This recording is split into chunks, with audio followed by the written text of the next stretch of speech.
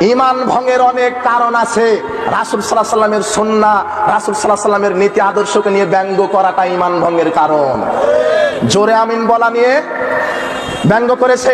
রাসূল সাল্লাল্লাহু আলাইহি ওয়াসাল্লামের সুন্নাহ জোরে আমিন বলা নিয়ে রাফাল আদান কোরআনে ব্যঙ্গ করেছে।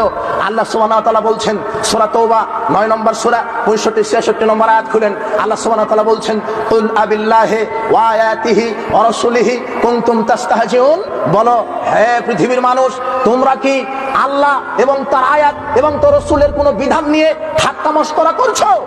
ওয়ালা তা'তাদিরু, বিচারের মাঠে যদি ঠাট্টা মশকরা করা অবস্থায় উপস্থিত হন, আল্লাহ বলবেন আজকে কোনো ওজুর পেশ করো না, আজকে মাযহাবের দোহাই দিয়ে, ইজম তরিকার দোহাই দিয়ে ওজুর পেশ করো না।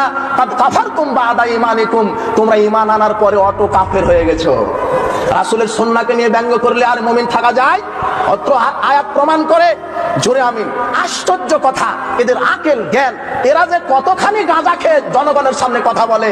এরা বলছে আহলে হাদিসদেরকে নাকি টাকা দেওয়া হয় জোরে আমিন বলার জন্য।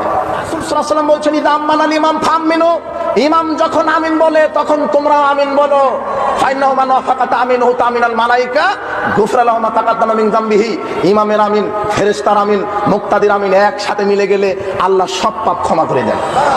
হাদিস বুখারীর 780-82 হাদিস খোলেন, এই হাদিস চোখে পড়ে না কানা মুফতি।